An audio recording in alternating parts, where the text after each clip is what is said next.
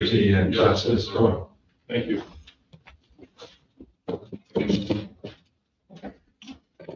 Members and alternates, please introduce yourself and your status. Starting on the end, Terry? Terrence Fogg. Kevin Sawyer, alternate sitting in the board this evening. George Carmichael, regular member, chair. Marcia Breckenridge, regular member, vice chair.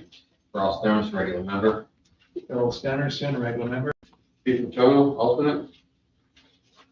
Okay, for general information, the ZBA has 5 voting members. In tonight's case, Kevin Sawyer, myself, George Carmichael, Marcia Breckenridge, Ross Thermos, and Phil Stennerson will be sitting on this case. If anyone in the audience wishes to speak during the public comment portion of the hearing, please state your name and your address for the record. And the way it will go is we'll read the particular case. We'll hear from people in the audience. The ZBA will ask questions, and then I'll go back into the audience if anybody gets spoken and someone wants to respond to that, they can at that point. Okay? Once the board begins deliberation, public input will be closed, and only the 5 voting members will participate. This is critical. When we get into deliberation, we're going to be asking that only the board participate in that. At that point, we will not be taking input from the audience unless we have a specific question from someone in the audience. And the vote, everybody votes to allow it. When the board begins deliberation, again, public voting will be closed, etc. I just spoke to that. When a regular member is either absent or recuses himself, the chair will appoint one of the alternates to sit on the case. Tonight, Kevin Sawyer, an alternate, will be sitting on this case. Are there any recusals tonight? None heard. Tonight we have one case, case number 2025-03, for relief from Article 5, Section A1, and Section B3D of the Range Ordinance. The meeting was posted in the Monadnock Ledger, and usually the clerk reads it. So I'm kind of going through this. At Monadnock Ledger Town Office and in our website. Check out the places that they were posted. Tonight, Phil Stennerson will read the case before the board. Marcia Breckenridge will summarize Article 5, Section A1 and Section B3D. Phil, you're up. Case 2025-03, variance application for map 2, lot 45, article 5, section A1, section B3D of the zoning ordinance. Permit the construction of 6 multi-unit dwellings, each containing 6 market rate dwelling units on a single parcel of land having an area of at least 1 acre per dwelling unit. I'm reading from Article 5, Residential Agricultural District, A1. It shall be a district of farms and single and 2-family dwellings only. Home occupations and building and service trades are permitted only upon the granting of a special exception by the Board of Adjustment when said board is satisfied that the proposed use meets the requirements imposed by Article 15. B, and is subject to site plan approval unless waived by the planning board. B, D, 3D. or 3B deals with frontage yard and area. And D says multiple family dwelling lots shall have an area of no less than 2 acres for each dwelling. Thank you. Okay, who will be speaking to this case? I will, Mr. Chairman. For the record, Chris Bolt, Donahue Tucker Chandela. Here with me is Jamie Van Dyke, the owner of Ranch Wrinkled, and we also have Paul Getzowitz, the engineer for the project. I provided the board, before we started, with a packet of several documents, one of which is a Google Earth map showing the location of the property in respect to Route 202, your other town roads. And for the record, this is our Exhibit A, which was Paul's plan showing the property in general. We have Dale Farm Road at the bottom, which is Class 6 in front of us. Class 5 starts about in here. And we have the power line easement shown through the middle of the property, and the wetlands shown in dark, running, as we say in our narrative, kind of on a northeast-southwest axis. The power line easement is east-west axis, north at the top, south at the bottom. We'll also note that our property is the edge of the business light industrial district, where the residential agricultural meets in that property. The Google map shows in proximity, right in the middle is Dale Farm Road. Our property is the building area, which is the area here on the Exhibit A, is what's shown as the disturbed area. Across the way is also some disturbance. That's another project, I believe it's Matt Olson, who was previously approved for another subdivision across the way. Route 202 is shown bisecting roughly north-south. We have the Hannaford's, we have the Walmart, Tractor Supply, all within about a mile of this property. This is not something that's out in the middle of nowhere. Parts of your town is really right in the center. But we are about 1,000 feet off of 202. So we're not really visible from the main arteries of your town. One thing of note in the packet, we made reference to it in our materials, but it was inadvertently omitted, was Ms. Halliday's realtor's opinion that this project is not going to have a negative impact on surrounding property values. But more importantly, we received recently support from abutters that was not in the materials previously tendered to the board by my predecessor. We have a letter from Megan, I'm going to butcher the name, Missian, who is the property owner right here across from us. Really the one on the opposite side here. We also have Louis Kuchner, sorry, my apologies, who owns the property that is adjacent to us on the west side that's in the business industrial area. And most importantly, we have Ms. Dunbar's letter, handwritten note. And she was the objecting party who sued over the prior variance this board granted.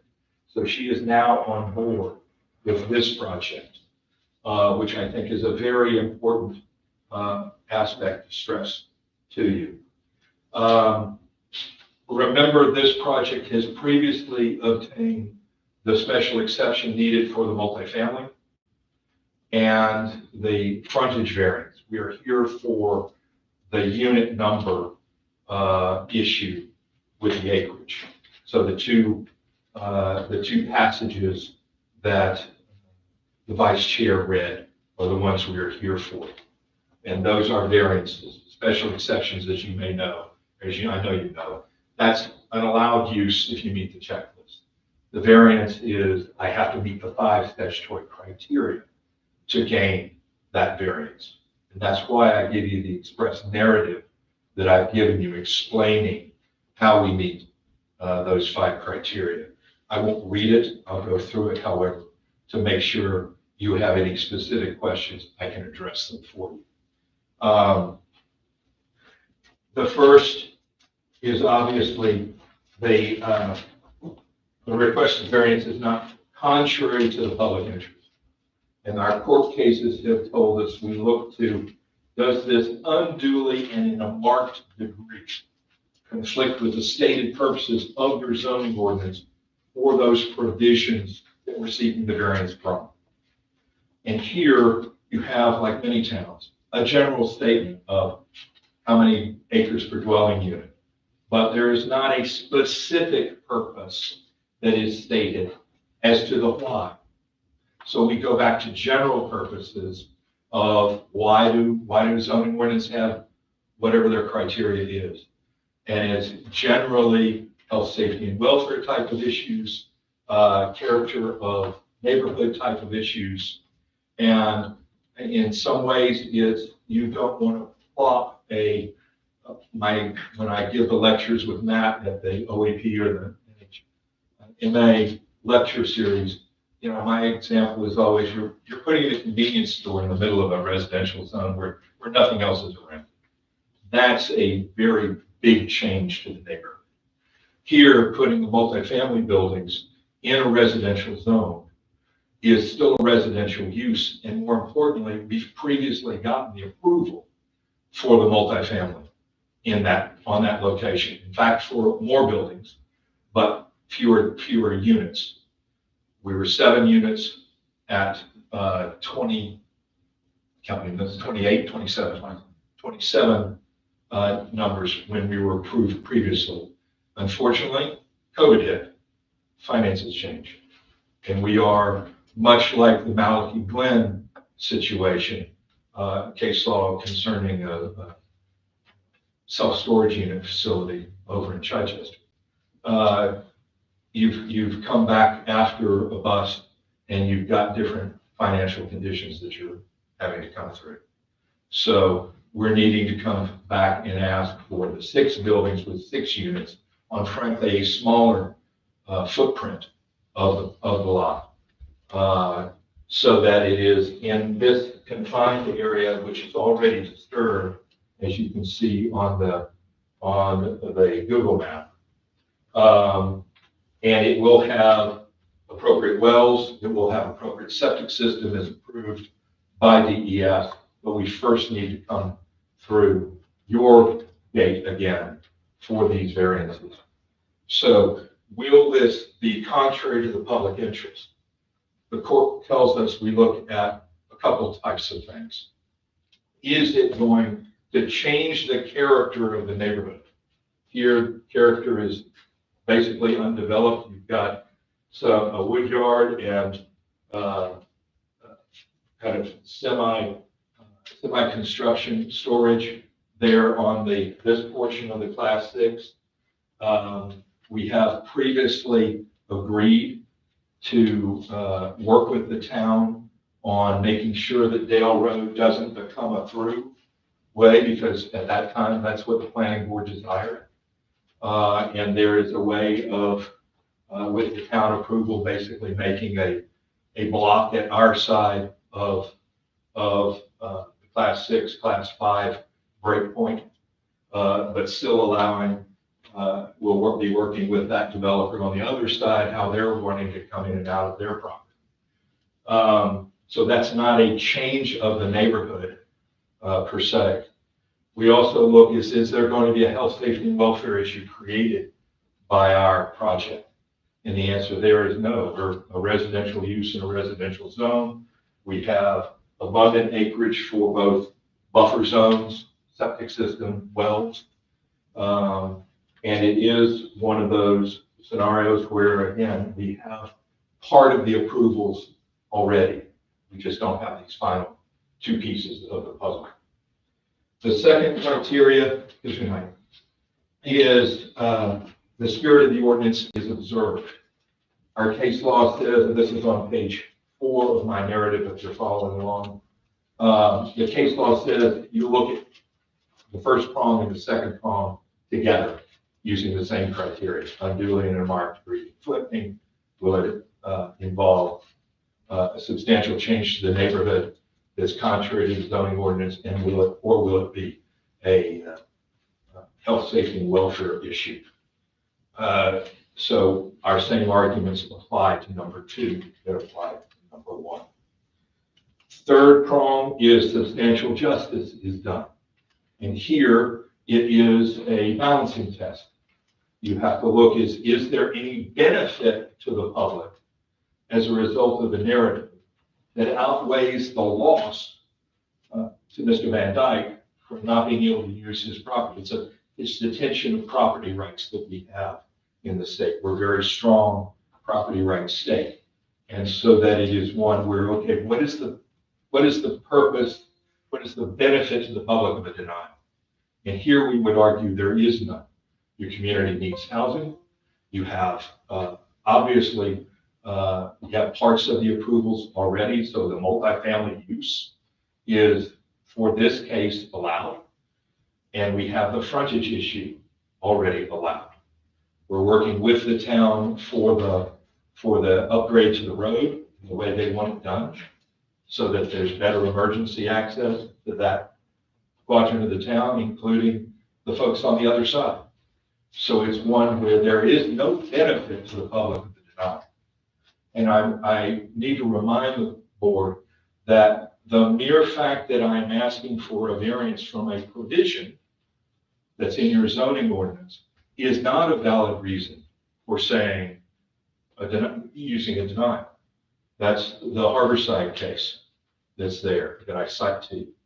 Because if I was compliant with the ordinance, I would not be in front of you. We would be having a more pleasant evening somewhere else for you guys. So it's one where the fact that I'm having to ask for the variance, the fact that there is something that the voters voted for, it's the typical thing. We voted for this provision is not a valid reason for denial. Malachi Glenn tells us that specifically, that that's one of the no-nos when I'm on, back up a step, as Matt knows. My firm and I represent about a third of the communities around the state. So in those communities, I'm saying the exact same thing to them. If I'm on that side of the aisle, here's what you have to watch out for. That's one of the things to watch out for. To say, well, our voters voted for it. Malachi Glenn says, that's not a valid reason. Harborside says, that's not a valid reason. Look to the exact language of the ordinance for those purposes. And if there's not an exact ordinance, maybe it's a little more play in the joints. Let's look at the project. And that moves me on to the proposed use will not diminish surrounding property values. Here, we've given you the realtor's letter, and more importantly, we've given you the 3 immediate abutters that are in support of the project. That is the best of all possible evidence, I have to say. Sometimes the courts are saying, the lawyer can say it's not going to diminish surrounding property values, and you as the board members have your knowledge of the neighborhood and say that can be good enough. But here we have the folks that actually own in the neighborhood and a local realtor saying this project's not going to diminish surrounding property values. This brings back to the last problem, which is the unnecessary hardship. And that is the one that you did not find previously when my predecessor was here. You found all the other 4, but you did not find unnecessary hardship. I'm going to try to explain, as I say in the narrative in a short manner, why I believe unnecessary hardship is found. Because the court cases tell us to look at 3 things. Special conditions of the property, distinguish it from others in the neighborhood. What are the specific provisions, purpose statements of the provisions of the ordinance that we're seeking a variance from? And is there a fair and substantial reason to apply those purposes to this project? And third, is the project reasonable? Special conditions of the property I list out for you in detail. Starting on page 5. We've got the general shot size, shape, and location, but more importantly, we have things of this size of property. We have the power line easement coming through. We have this odd configuration of wetlands. We have its location really between 2 existing arteries in town. This is not way out in the middle of nowhere. This is fairly central, where our property is going to be less, our units would be less than a mile from the Walmart. It's not far and removed. We have the history of it, of getting the prior approvals. Not every other property has that. We have the fact that the class 5, class 6 road breaks in front of us, and that we're cooperating with the town on what to do with the class 6 side of it. That's not something that every other property has. We have, we're on the border with the business light industrial, and this is a good buffering type of use to go from the business industrial side into the single family home side of the zone. We have, as I said, we've been previously granted the frontage variance and the special exception, and you found previously in favor of all the other 4 criteria that this was the holdup.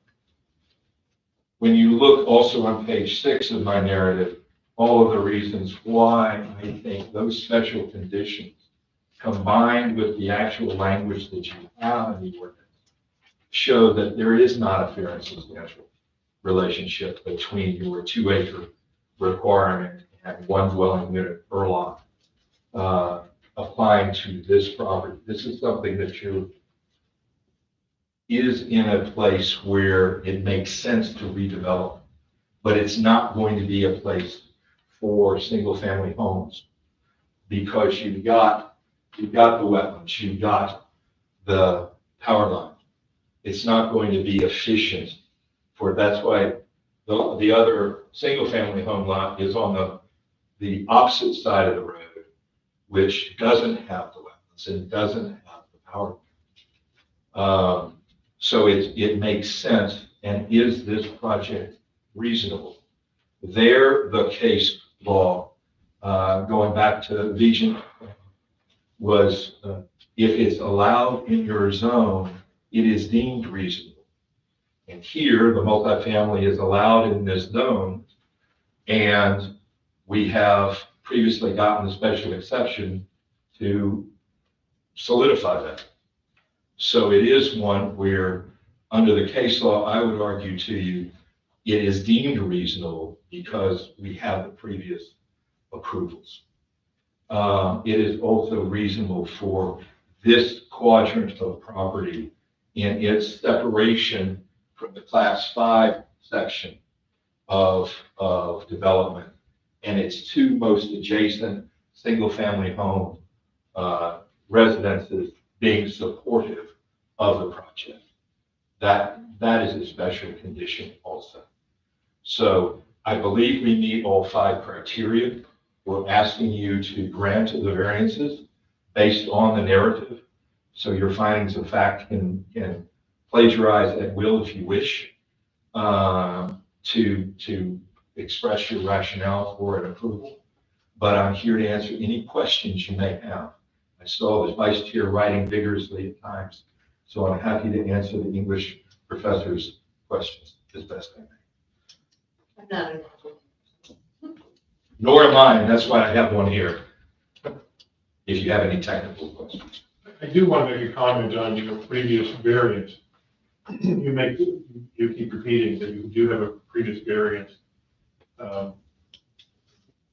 for the Class 5 and 6 roads. I believe that expired. No. Okay. We have- Normally I could agree with you, but here, because we've been involved in the process, and we previously confirmed with town planner and town administrator, I believe also, that we have it. It's sort of irrelevant at this point. It's not over here. Right. You made reference to it a few times. I was just curious. It is, I think because we've been in the pipeline Yeah. consistently, we're still there. We did have the litigation previously, litigation holds apply. The density is somewhat concerning to me, quite frankly. And that is that, what are we looking for? 36 homes, or 36 apartments in this particular case. And on a property like this, you might expect, well, if you're going to do a PERD, you've been approved, for 27 already. But part of that, as you stated, was that you were approved, but that was for workforce housing as well. And we heard during the last testimony that the workforce housing was not feasible financially. This is why you're going for more. What it boils down to is about 1 unit per acre. A little bit more. Yeah, A little bit more. 1.4, 2 or something like Yeah, that. we have 42, we say it's 42.6. The tax card says 50. So it is something where we're saying we're at least 1 acre per unit. instead of the 2. But we have to do one thing of your 2-acre normal, is you have to have space for both a well and a septic. Right. Here, we're going to have community septic and community well, which means it's different metrics to apply. So I appreciate you raising that.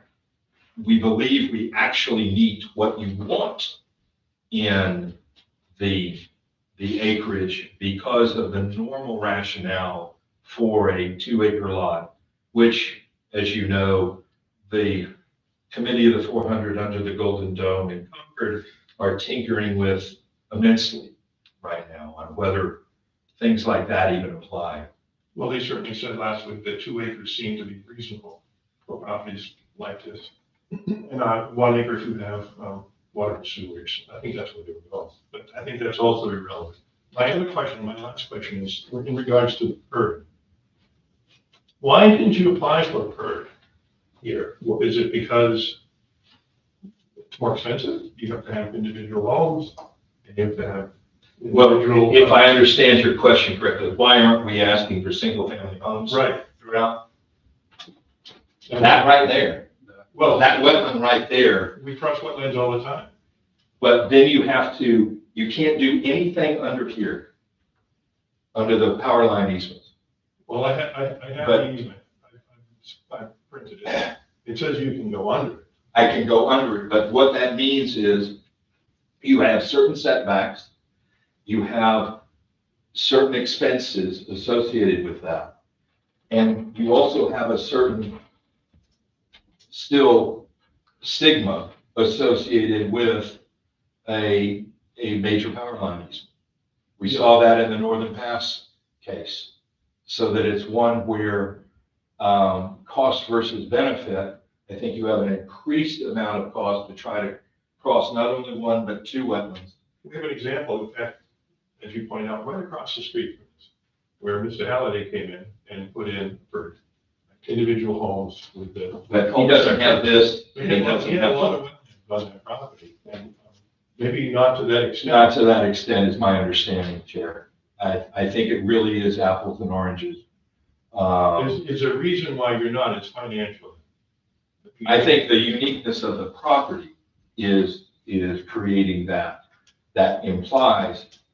creates financial issues, Yeah. financial hardships. Okay. Anybody else have any questions? Back to the board. Anybody from the audience? Judy? Judy Younger Clark, Your address, please, for the record. Fitzgerald Road, Ringe. I too question the density. If you go back to the original, proposal with 27 units, that included the 30% bonus for workforce housing. So we really can't look at what was the 27, because it really, I mean, you had your bonus there. So we're going from 27, which includes the bonus, up to now 36. Now, you're saying this is not a PERD, right? So the PERD calculations don't factor in? That's correct in this particular case, correct? Could you confirm that? I believe, since we're not asking for a PERD calculation still, and I missed where you are located, ma'am, with respect to this property. I'm in a different part of the town, but I've been following this, Okay, from day one. okay. And It's a little unusual, but, this is my Well, community. everybody's free to But speak. this is my I- community. so everyone's sitting. I understand. I'm just saying where the weight comes in. Thank you. Continue if you'd like. Sir, this is my community and I have great concern. The other major concern I have, and this has been right from the very beginning, is a development like this on a Class 6 road. And 36 units now on a Class 6 road. And this, in previous iterations, before the planning board and everything, that road was to be maintained as a Class 6 road. Mr. Van Dyke would upgrade it, but it is going to still be a Class 6 road. And that is my understanding Okay. of the project. Okay, and in your explanation, you talked a little bit about upgrading the road for emergency and so on. The other thing that really concerns me is the development across the way, which is Matt Olson's now, and Mr. Van Dyke's. The roads perfectly line up, coming in from Middle Winchendon Road, across Night Lane, and into Jamie's. So right now, everybody says that's not going to be a thoroughfare, that's not going to be an opening. But knowing where I live in town and what has happened to my road, and it has become a major cut through, I can see in 5 years, the Middle Winchendon Road access for both of these developments will be a concern. And 36 units, 2 cars per unit, 72 cars, plus Matt Olson's, I forget how many units he has on his property. I'm getting a little bit off track here, but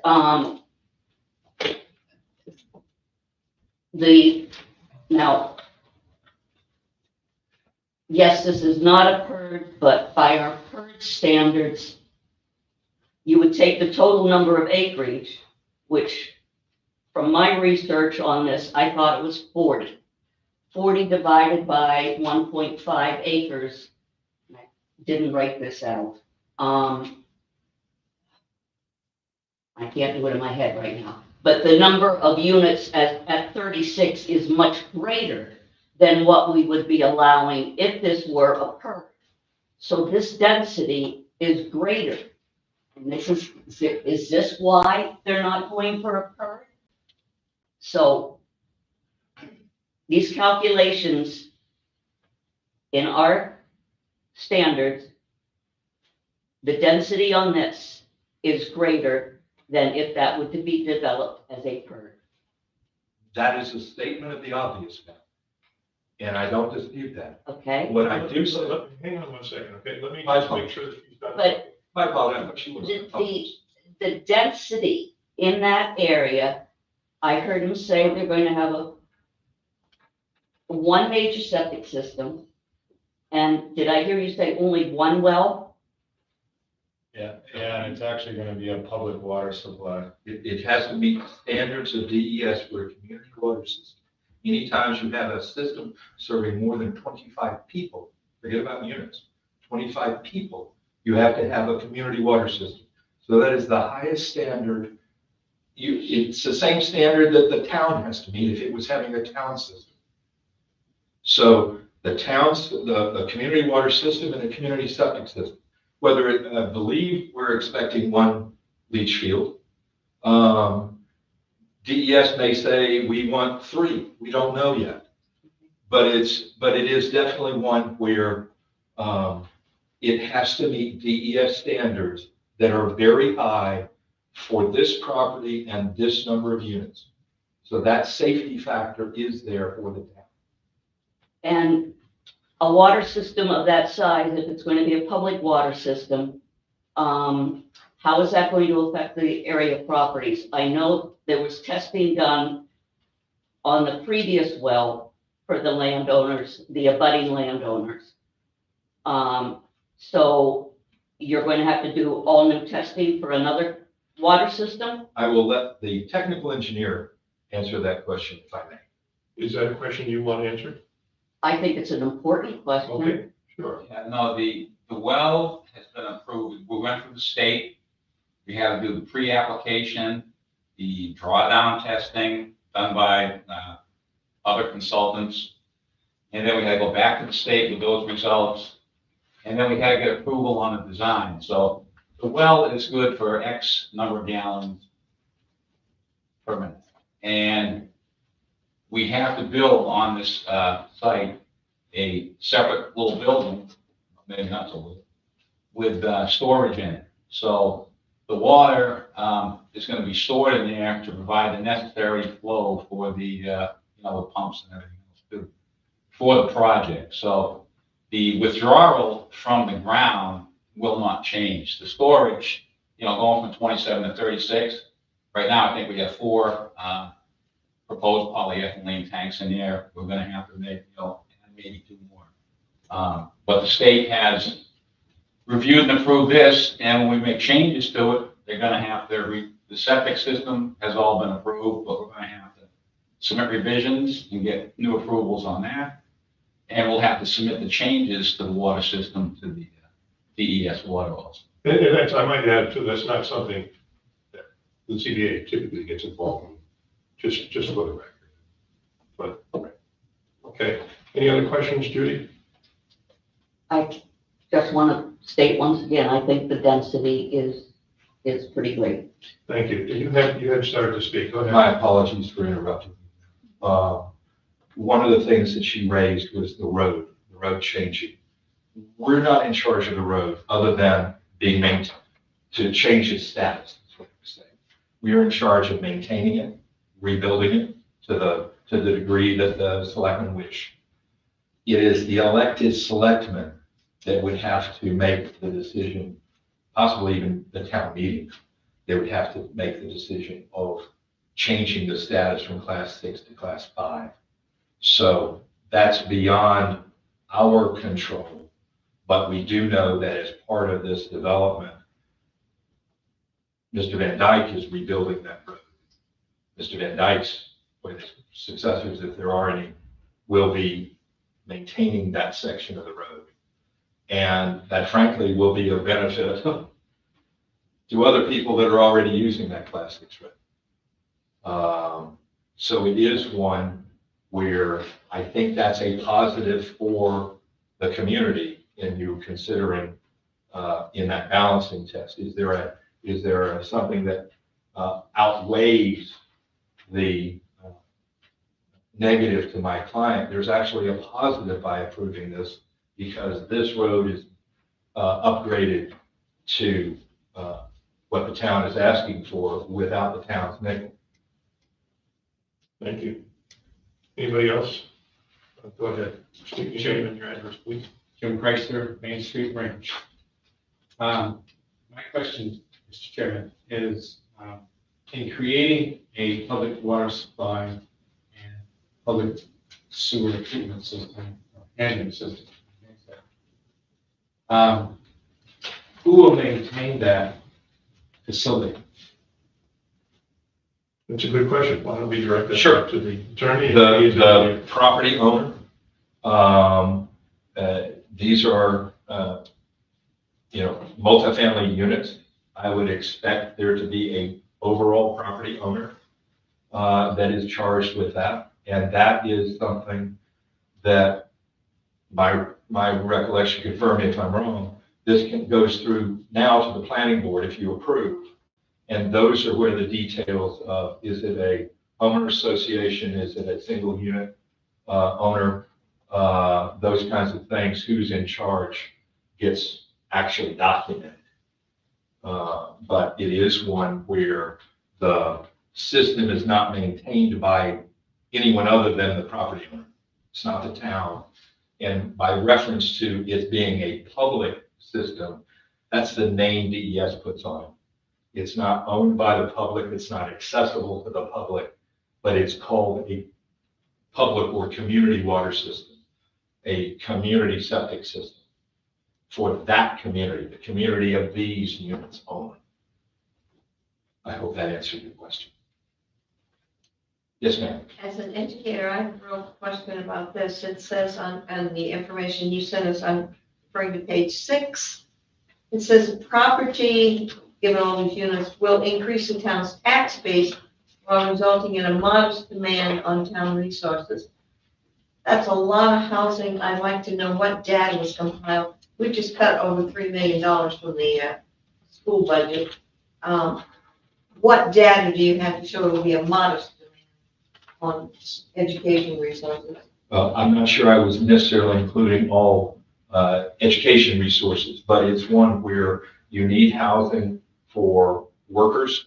But this is a workhouse. It's market rate, but it is one where You think market rate is working? it's market rate for Ridge. It's not market for Concord. It's not market for Portsmouth. But it is one where, in my experience, when you're looking at apartments, you're not looking at them as large families. You're looking at them, maybe a single mom, maybe a new couple with a baby, maybe a single person, maybe an older person that wants to stay in town that has to downsize from the house. What's the data, not what you think? What's the data that made you say it will have a modest demand on town resources? Because we're building the road, we're doing a community water and septic system. Those are not town assets that are having to be involved. But you've got the fire, and you said in the material that I read over this week that we were in close proximity to the fire department. I don't see the fire department as being next door in close proximity. But I'm more concerned about the education, where you said modest demand on town resources. And one of the resources for town, my estimation, is school system. We are in real financial straits here with our current school system. What data do you have to indicate? I don't have a specific study for these units with your school. Okay, I don't have that. What I am saying is looking at other projects around the state, normal uses of apartments of this size are not large families. They're not built for that. How many one bedroom, how many two bedroom you've decided, Jamie? So for example, we have 13 two-bedroom right down the street here. Yeah. We have 3 or 4 children total in those units right now. What are you proposing here? I think that's the question, like, how many bedroom units? Yeah. What's the exact count? Well, there's a formula on it. I think we've got mostly 2 bedrooms and some 3 bedrooms. So 2 and 3 bedroom apartments. Yeah, I believe it was like, I don't know the formula, so don't quote me on it, but it was 2/3, 2 bedrooms, 1/3, 3 bedrooms, or 3/4, 2 bedrooms, 1/4, 3 bedrooms. And the reference you were making were 1 and 2 bedrooms. No, those are all 2 bedrooms. Okay, no 3 bedrooms. No 3 bedrooms. So what would happen with a 3 bedroom? I would assume there would be an extra child Yeah, in the 3 bedroom, or they would be using it for an office. A lot of the people that live down here have requested that we have an additional space for office because they're working from home, a lot of these people. And in regards to the school, I've been very involved with everything that's going on in town here. And yeah, it's a mess. It's a mess.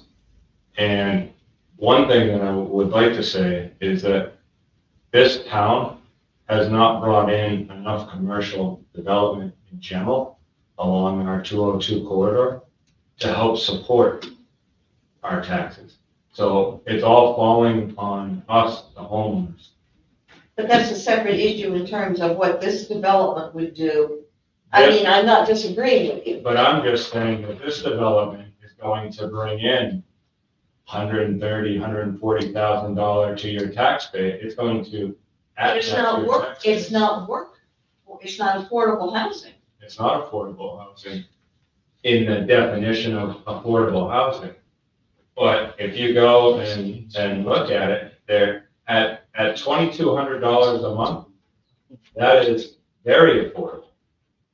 If you compare that to trying to get a mortgage on a house in town, go just south to Matt Olson subdivision and look at the price of his houses. They're $950,000. I'm presenting a much more affordable option. And one of the letters that you'll see here from the neighbor, they moved into a unit. They lived there for 8 months. It was transitional until they could find a home, because there aren't many homes available here, until they could move in. But they had a great experience. They've got They have 1 or 2 children. So you don't have any data that would, or logarithm or some kind of mathematical thing that would give us an idea of how many additional children added to our school system might be impacted by this? Not at my fingertips. Okay. Well, and that's, I want to ask a question on that, to kind of support your. I could ask a question, where is that relevant in our decision? Well, it's the health, safety, and welfare of the town, and this is gonna have an impact on it. Okay. And this is a germane line of questioning. These So- included in testimony. Yeah. So my question here is, are you going to stipulate the nature of the residents in these units? I think that violates the fair housing. So then how can you draw a direct correlation to a modest impact or a high impact if you can't control the nature of the people who's gonna be in the residence? And you yourself have referred to other projects in the town, though we have not seen any of the data backing that. What you've heard is from Mr. Van Dyke on having 13 units with, what did you say, They're 2-bedroom. 13 two-bedroom units have. There's 3 or 4 children. So I'm very familiar with the type of units from when I lived in Lowell in condos like this, and I can tell you that. Lowell is a very different community. I agree, it's a very different community, but the impact is still the same. You still have condos, 1 or 2 units, 1 or 2 bedrooms with children, and it's not necessarily something that you can count on. So for you to say that modest, it would only result in a modest demand is not something that you can empirically back up because you can't control who's going into it. But what is the whole point of this? Because the population of the public schools, if we're talking about public schools, has fallen dramatically in the last decade. Well, it's just a statement that'll have Yeah. modest demand. And we did that. Well, I'm quoting from the And I material agree you with gave me. I think that is a true statement. When you consider all other aspects, you're talking the school. Okay? We've taken off the normal subdivision issue of town maintenance of roads, potential water, potential drainage, potential sewer. Those things are all on our side of the ledger. So, But we're yeah, not, we're tasked with looking at this as a holistic, not just a 1, 2, 3 piece. and I'm not sure I follow you, Mr. It's the health benefit and welfare of the town, the overall impact. So for us to say that only that 2 or 3 wouldn't be impacted, but the 4th might, and we could actually ignore the 4th. We can't really do that. We have to look at all the aspects of this project, a total impact and a holistic approach, and see what would happen. So to Marcia's question, would this overburden our already taxed system? Potentially. And we can't necessarily say it's only going to be a modest amount. It could be high. We don't know. Let me respond this way. Having the number of 4-bedroom, single-family homes at the $1 million price tag across the road will have more likely, far more children. The density though wasn't as tight as this, so you gotta see the difference. Well, we're saying if the herd was coming forward and it's 27 to 30, somewhere in there for single-family homes, you have much greater likelihood, if you were putting McMansions in, somebody is buying those for their family that will have children for the school. Apartments do not normally do that. That's what. Not necessarily. Well, one might argue that the people moving into those other homes will send their kids to private schools because of There's the no finances. guarantee. You know, I mean, we can do this what if, and if. Right. But and therefore, I think we're getting off topic. Yeah. It shouldn't be part of the mix then. Why don't we move on? Okay, I think it may play into our decision. Certainly, we can discuss that, but I think we're getting off topic. And we have some more questions in the back or arms raised. Okay, Judy, go ahead. Judy Younger, from Fitzgerald Road. You mentioned you have testimony from abutters. Is that written? Yes, Is that available to us tonight? I gave packets to each of the. We have a copy right here. So we have a letter from Christopher Bolt. No, I had to print them out. Oh, right, I'm Chris Bolt. right, okay, so Louis Kuchner. And, Correct. He is the owner of the property adjacent in the business. That's undeveloped. That's undeveloped. but he's supporting the project. Okay. He's in the butter. Correct. Right. And then we have Ms. Dunbar, who is on our side of the road, Yes, I know where to some. the opposite. Yeah. And then we have Megan, who is across the road, to the, south. And which one's the corner? Which one was the former town?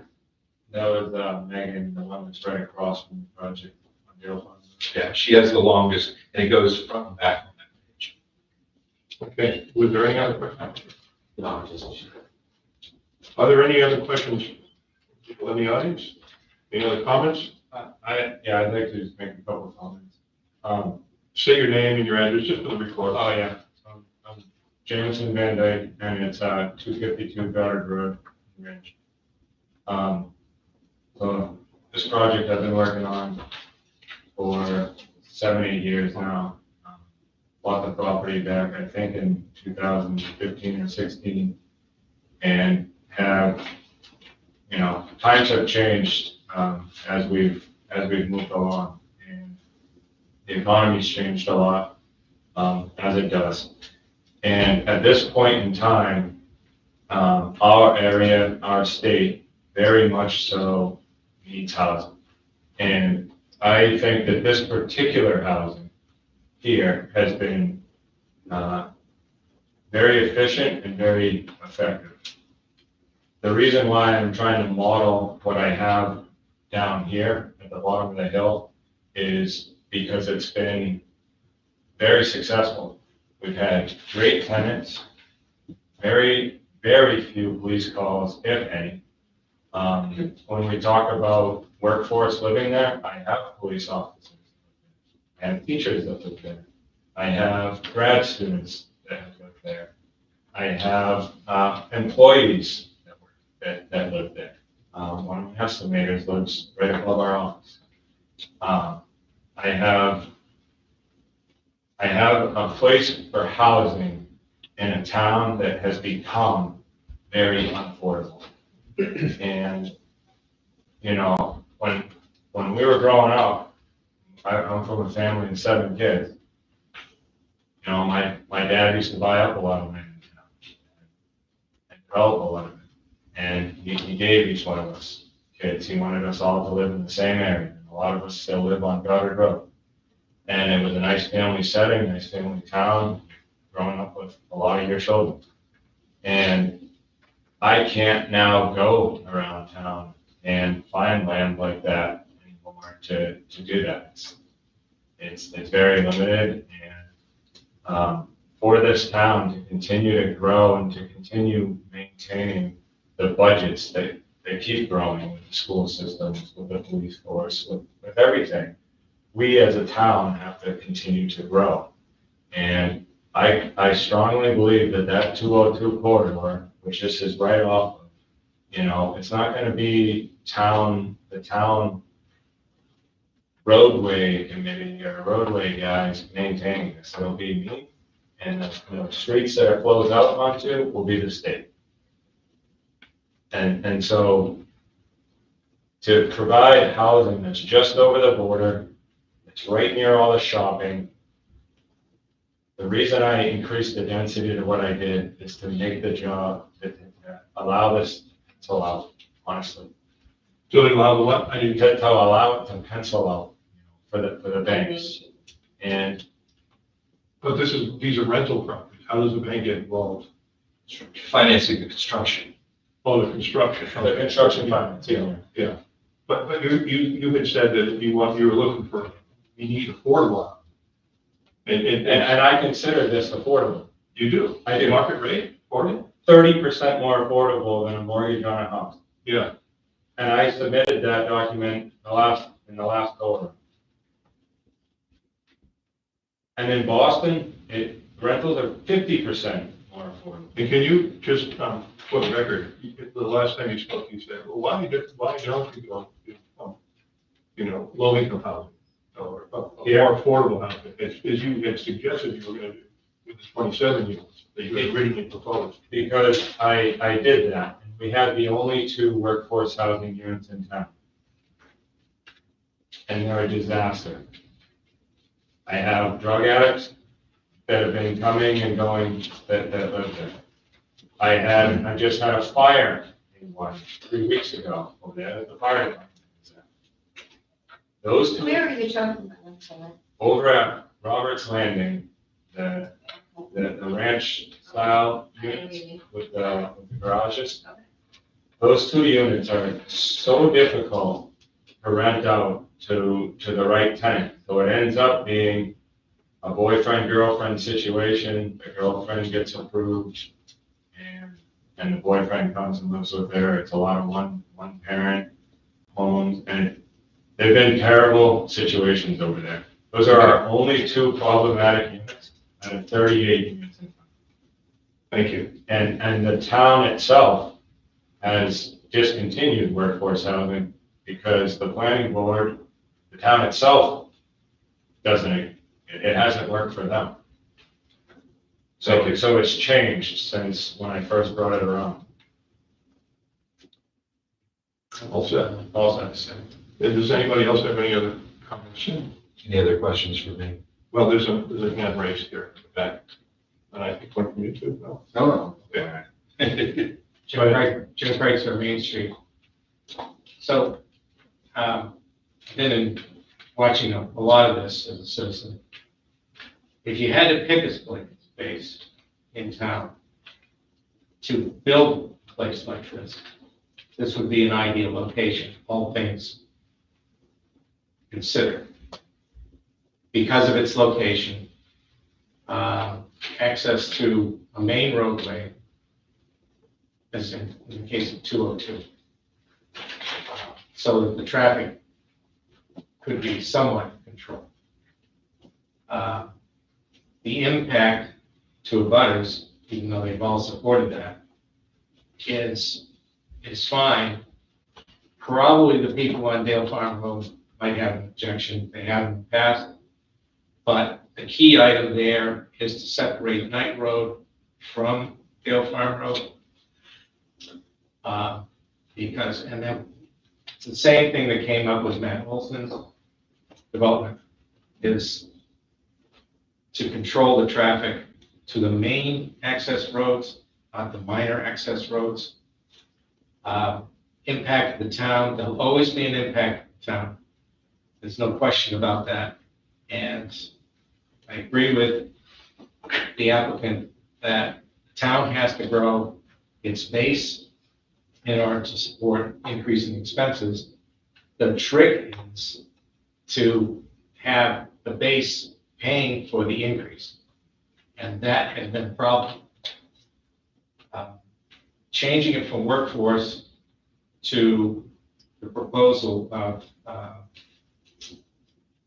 apartment or condominium style systems is going to require people who live in those units to have a substantial income or other means.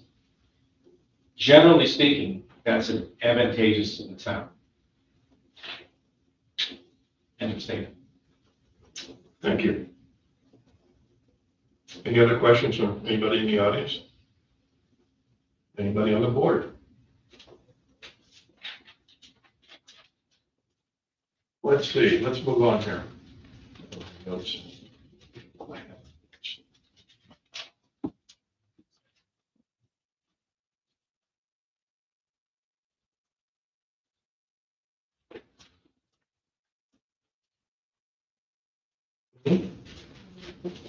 Yeah, let's see, I think we need to make a motion now to close the hearing.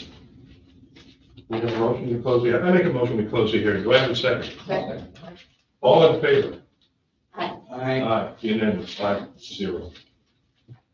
Okay, so now, I think the question is that, do we go into deliberative session now, or would you like to postpone to a later date?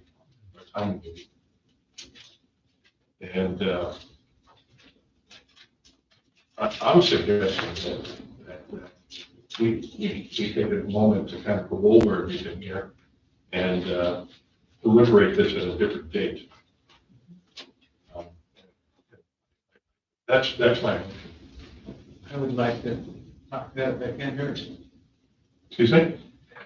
Talk to that, okay? Sure. Go ahead. I think that we've heard input on this thing for however many years. I think there's not a huge change from that before till now. I would suggest that we hear it now and do our deliberations and go through it. My mind is gonna forget facts between now and whenever. Well, we were taking good notes. Even with great minutes. Yeah, you will take notes. I was looking at Mark for that. Well, Yeah. we will have transcription that we will.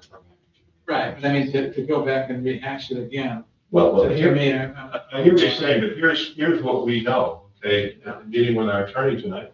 That one of the things that we have to our advantage is that first, we get a chance to digest all of this information. And then later, sit down, maybe via Zoom, anybody that wants to come into this, this delivered session later on. Our attorney will be there to help us, to guide us through the different questions that we may have. And I think that's important to me. First of all, kind of digest a lot of this, okay? We've heard the impact of the town and so on and so forth. Kind of the same thing that we've heard before, but that's my thought of it. I'd like to kind of digest it a little bit and then deliberate at a different date with our attorney present. Mr. Chairman, I just jump in. Yes. Clear for everyone here.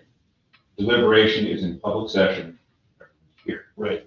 You're speaking about attorney-client communications, very different issue. If you have questions, that's why I said before, you have the right Regular deliberation. time. Right. If you want to take another time to digest the information, you have the right to meet with your counsel if you have questions about what you've heard from them, how that impacts the Got it. criteria. Got it. That would be done with me if you'd like, as an attorney-client communication, that's fine. But when you say the word deliberation, I want to be very clear, that is when you're here in public with everyone Okay. making a decision. I agree with you if you want to have me come out here. But I want to make sure we're not getting lines crossed. Right. As we discuss this. I know Chris is scribbling notes and paying attention, so just want to Put make that sure. in the notes. Right. So just so we're clear, right now, the question you're asking, Mr. Chair, is would the board like to just Deliberate at a different deliberate a different date, that we have time to read your materials. If you want, consult with me, that's fine, and then come back at a later date and actually deliberate and vote. That is your decision. It's up to you to decide whether you want to do that or not, but, sorry, I just wanted to clarify that right now, so that you know. That's good. That was good. Well, thank you. But we need to go to a date certain. Yeah. And it has to be a date certain that both Matt and I can make, because both Matt and I are defending a great many communities who are being sued by Let's ask Tanzania. the question. Let's ask the question. then. 1 second. I believe it was during any regular schedule. Didn't you say it was during a regular schedule? Well, you have the right to schedule it. Anytime. You can schedule it, but as Attorney Bolt said, you want to make sure it's clear here. You schedule it for another date, say what the date is today. And we will both be in court for quite some time in April, dealing with PSNH, tax evasion. So, that's, Well, why don't we do this? Why don't we first see if the board's open to right, first do that. hearing this, deliberating at a different date? Okay, and then if we do that, could we settle on a date here tonight? Or are you suggesting that? No, you have to No, settle. we don't have to do anything right at this point. I'm just suggesting that, no, please don't interrupt, okay?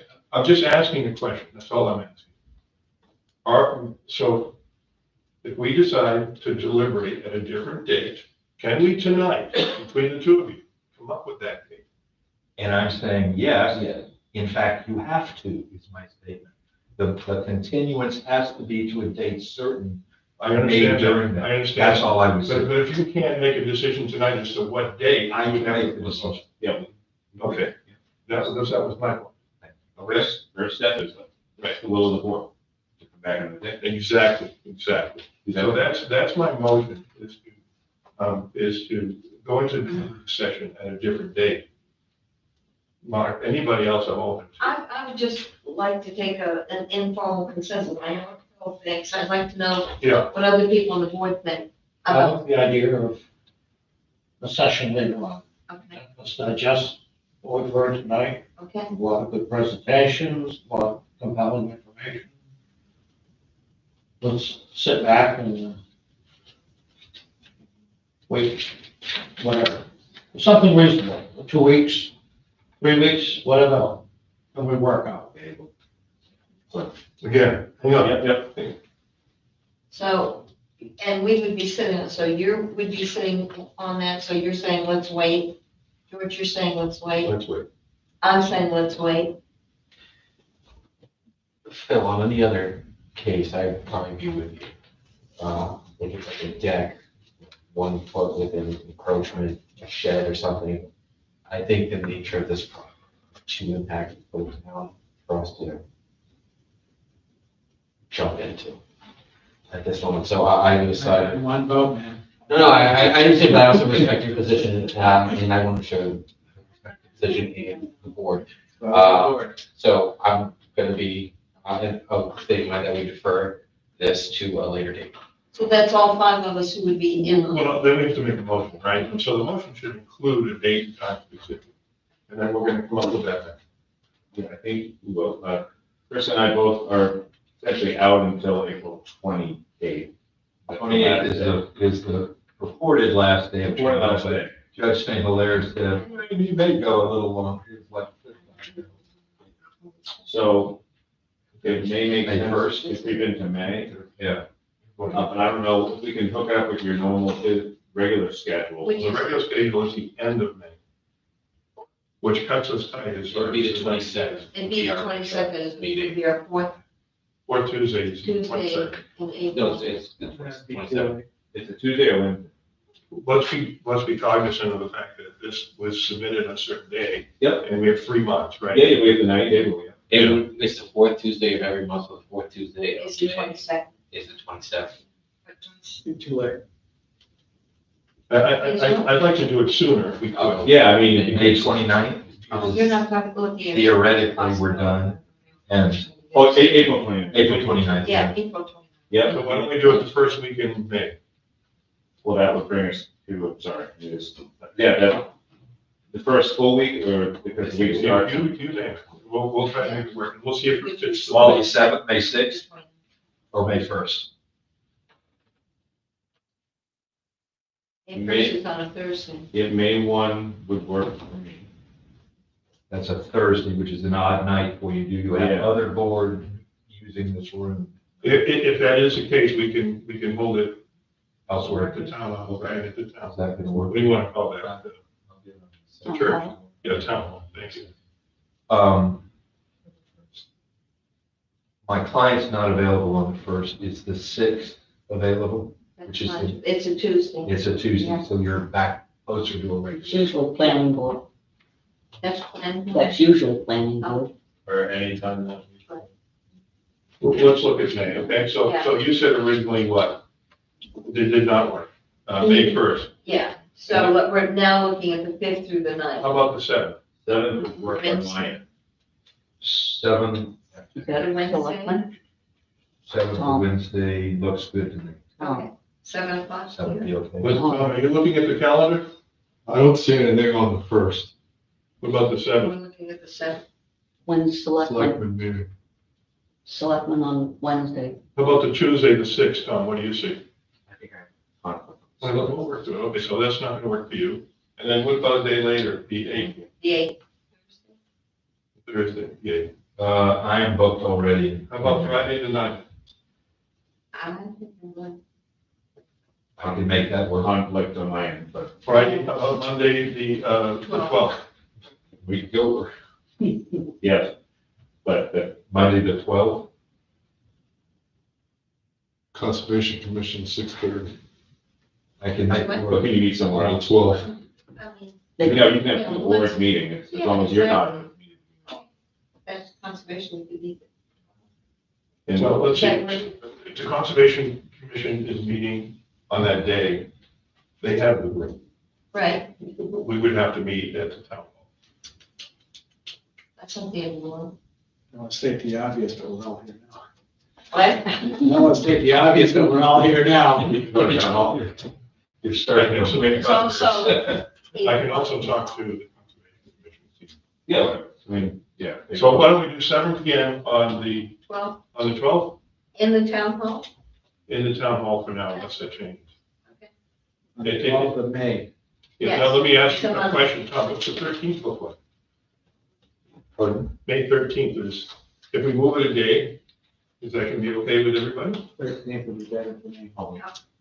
Doesn't look like there's anything on the town calendar on the 13th. Not good for me. On the 14th? 14th, Yes. The 13th and 14th both look open on the town how about the calendar. 14th? 14th can work. 14th to 17th. Are we sure? We're there. 14th is nothing, I'm worried about the calendar. Okay. That's a Wednesday on this, It's selectmen's Wednesday. before. The 14th is a before and Wednesday, week after. May 14th is open on mine. Okay. May 14th, then, okay? Yeah. We have the room, everything lined up, And- rather, And that's not at the town hall, it will be here. here, yeah, perfect. So let it be written, so let it be done. Okay, We need to wait. It's not a hearing. We need to wait. so my motion is that we, let's see, since we've never done this, motion to deliberate on May 14th at 7 PM here at the town office. A second. Does that make sense, everybody? Yep, Okay? Everybody happy with that statement? Okay. Do I have a second? second. All in favor? Aye. Aye. Unanimous. I didn't say that. I'm waiting for you. I thought you did. No, no, I thought you said 14th would work. it'll work, but Okay, I'm not.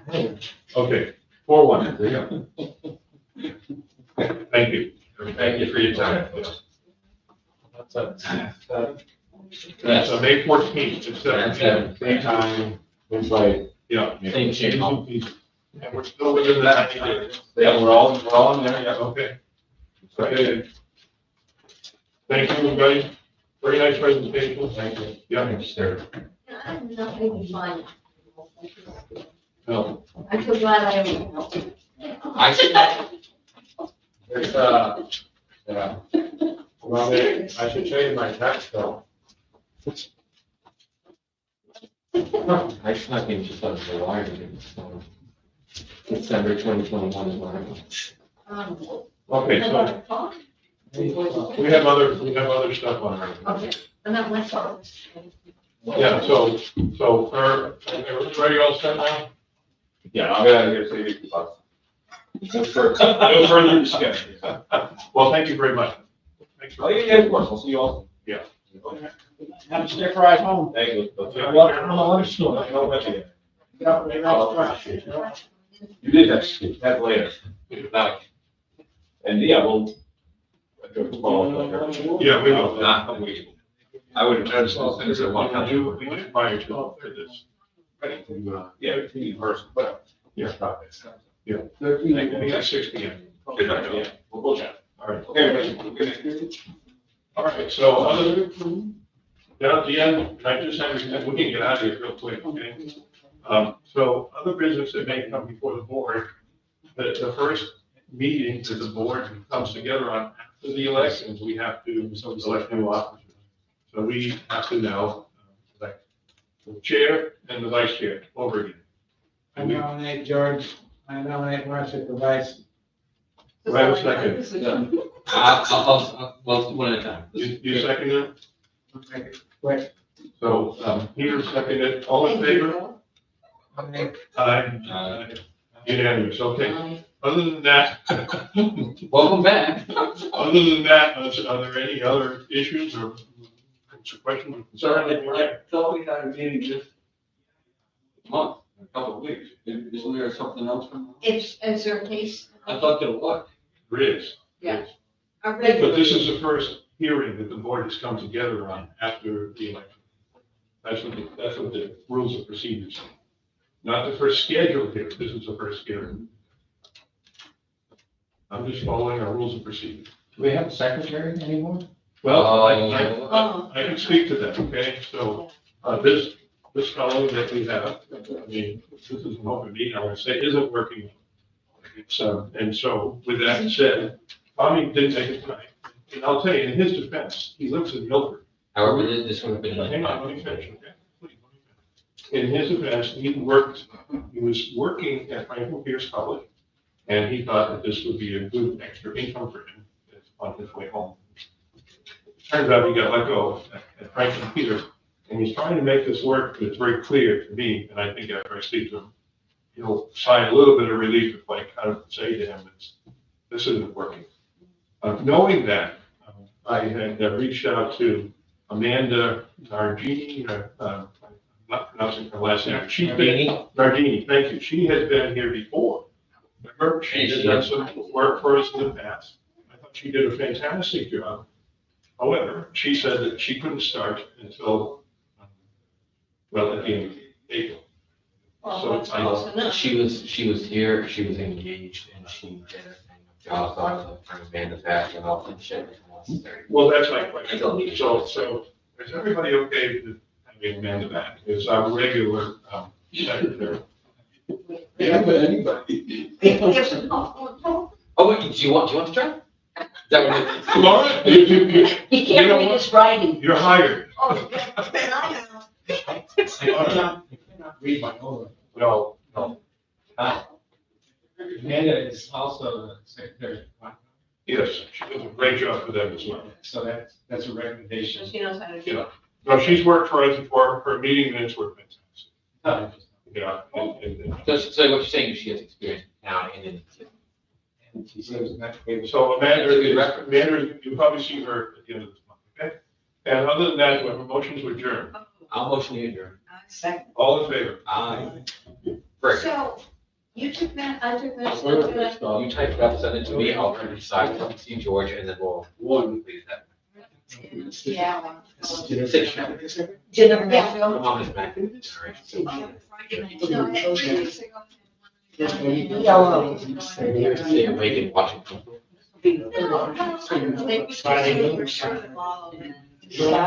That's how it ends. Watch surgeries. I said, let's